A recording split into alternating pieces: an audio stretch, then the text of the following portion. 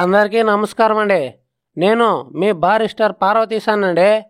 10వ తరగతి ఉపవాచకం చదివిన ప్రతి ఒక్కరికి నేను ఎవరో బాగా గుర్తుండే ఉంటా.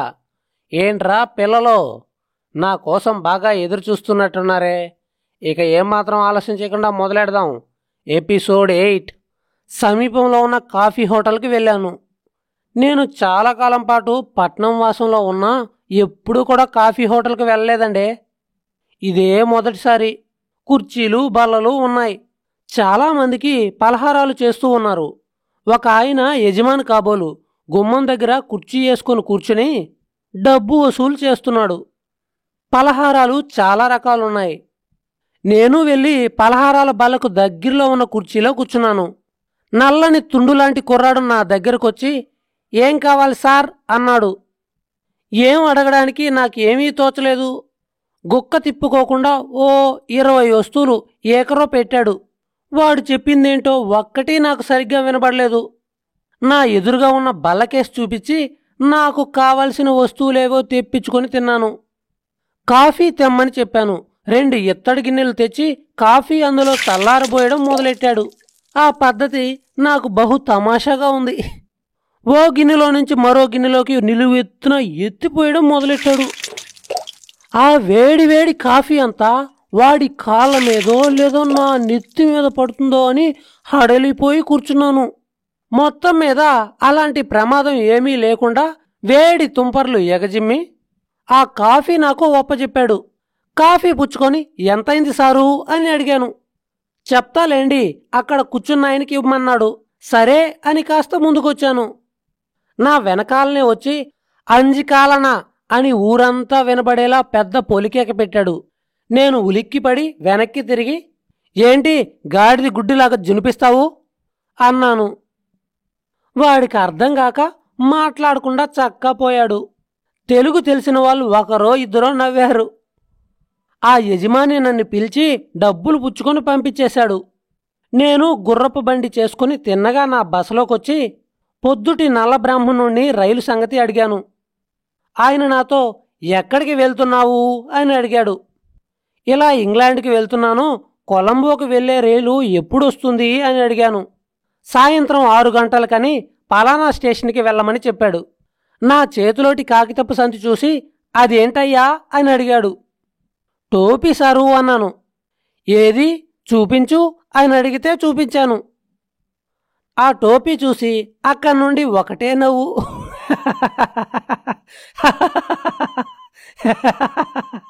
ఒరే వచ్చి పిచ్చివాళ్ళలాగుండావే, వీడికేం మతిగితిగానే పోయిందా అనుకుని ఎందుకలా నవ్వుతావు అని అన్నాను. ఏమయ్యా ఒట్టి పైతికారిలాగుండావు, అది ఆడవాళ్ళు పెట్టుకునే టోపీ అయ్యా. ఆయన ఆడవాళ్ళు పెట్టుకునే టోపీ అనగానే ఒక మారు ఆయనకేసి మరో మారు టోపీకేసి చూడడం మొదలెట్టా. అక్కడ షాపులో వాళ్ళు ఇందుకే కాబోలు నవ్వారు అనుకున్నా. సరే ఏవైనా కానీ ఈ అరంవాడి దగ్గర లోకువ కాకూడదు అని అనిపించింది. సరే ఇప్పుడేమైంది అని అడిగాను. నీకెందుకయ్యా ఈ ఆడవాళ్ళ టోపీ అన్నాడు. ఓ ఈ వెర్రి నాయనా, కొలంబోలో తెలిసిన వాళ్ళున్నారు, వాళ్ళకి బహుమతి చేయడానికి తీసుకెళ్తున్నాను అని చెప్పాను. కానీ అతను నా మాటలు నమ్మినట్టుగా లేడు.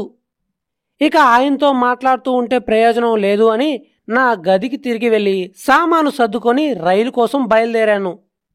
సాయంకాలం 5:30 అయ్యేసరికి బీచ్ స్టేషన్ దగ్గరికి వచ్చాను. రైలు బయలుదేరడానికి అట్టే టైం లేదన్నారు. నేను ఒక ఆయన దగ్గరికి వెళ్ళి నేను కొలంబోకు వెళ్ళాలి ఎలా అని అన్నాను. మీరు 2nd క్లాస్లో వెళ్తే ఏకంగా టికెట్ ఇస్తాను, శ్రమ లేకుండా వెళ్ళవచ్చు. 3వ క్లాస్లో వెళ్తే చాలా ఇబ్బంది పడవలసి వస్తుంది అన్నాడు ఆయన.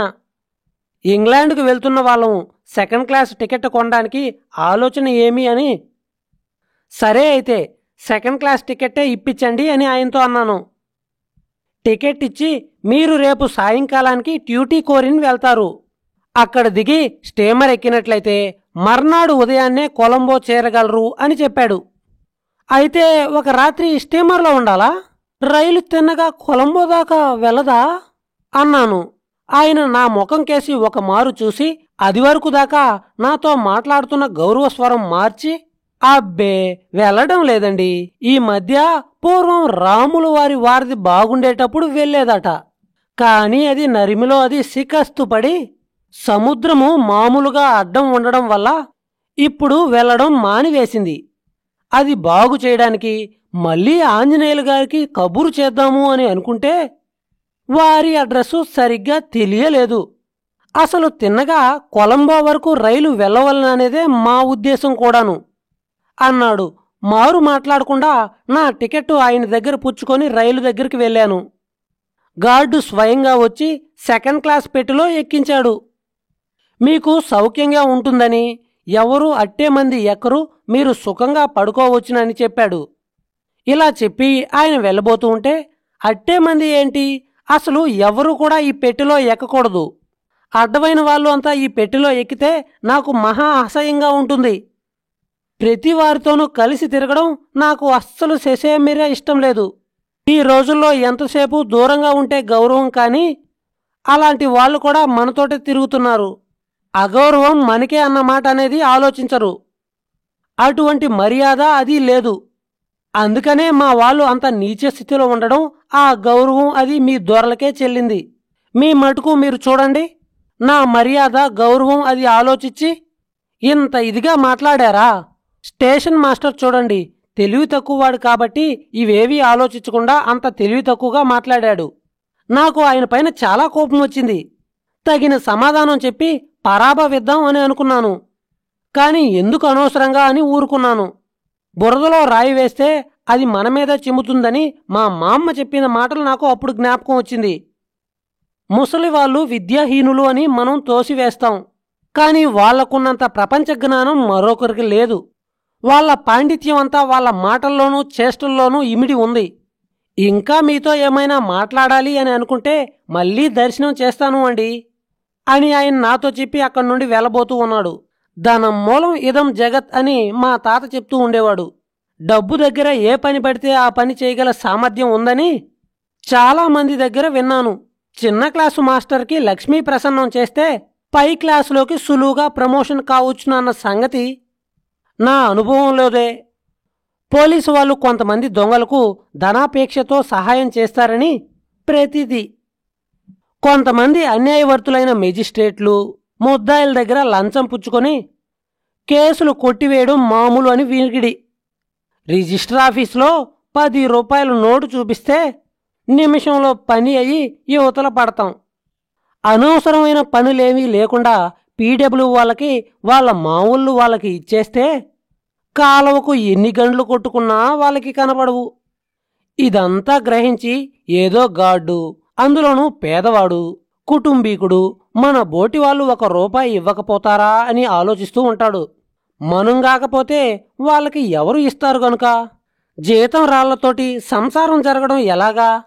ఇంతకీ మనకేదో సదుపాయం కూడా చేశాడు అని కొంచెం ముందు వెనకలు కష్టసుఖాలు ఆలోచించేవాణ్ణి కనుకొనే పోతూ ఉన్న గార్డును పిలిచి 1 రూపాయి వాడి చేతిలో పెట్టాను.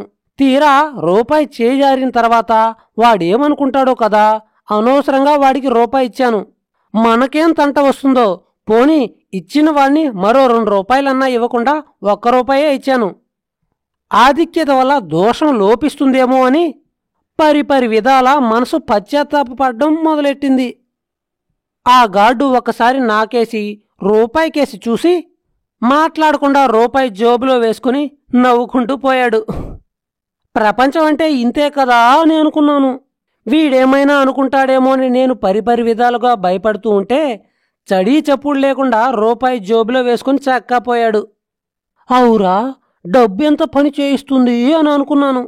సరే, వెధవ రూపాయి పోతే పోయింది గాని మనకు సుఖంగా ఉంది అని అనుకున్నాను. రైలు బయలుదేరింది. ఇంకో 10 నిమిషాలకి రైలు ఎగ్మూరు స్టేషన్లో ఆగింది.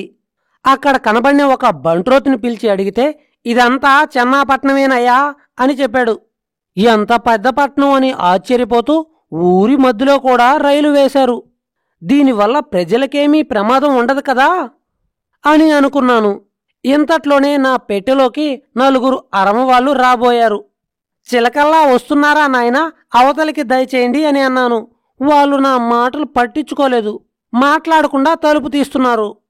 అబ్బాయి, మీకు తెలీదు, ఇది సెకండ్ క్లాస్ పెట్టి, ఇందులోకి ఎక్కితే జులమానా వేస్తారు.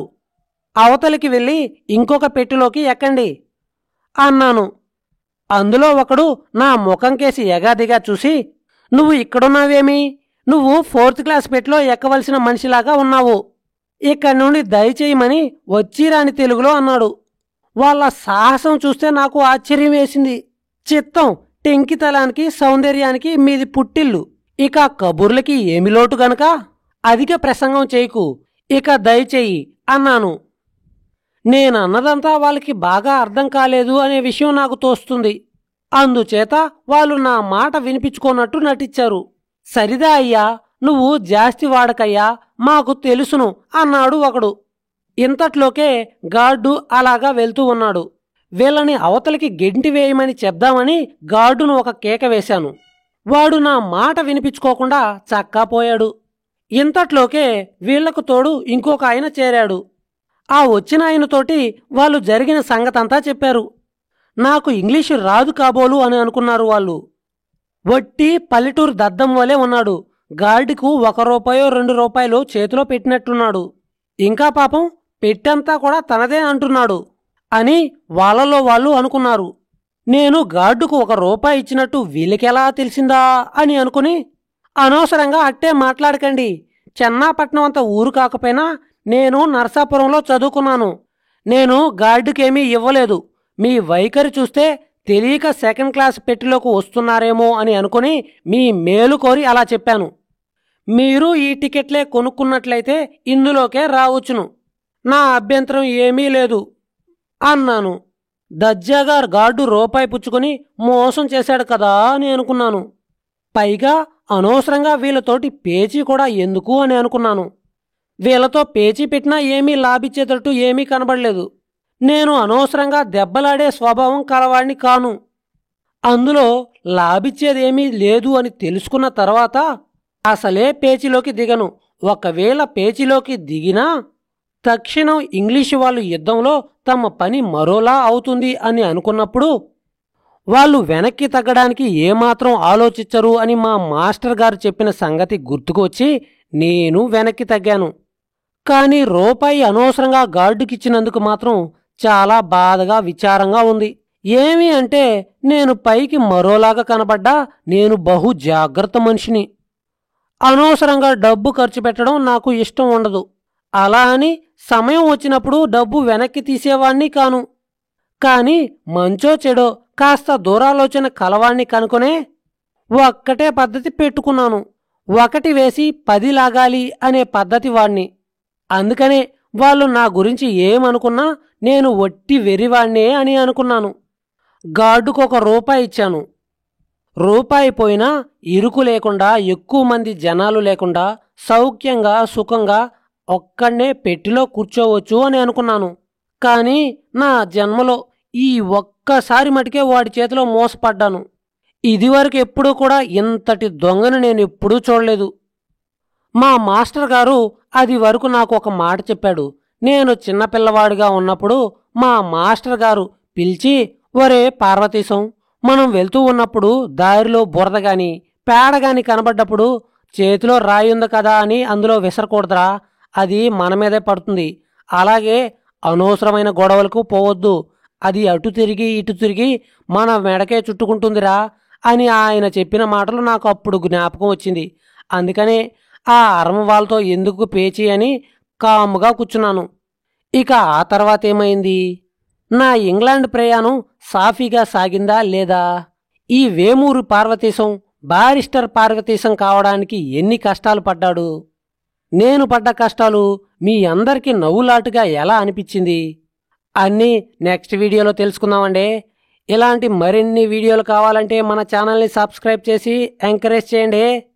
నా కథ ఎలా అనిపించిందిరా పిల్లలు?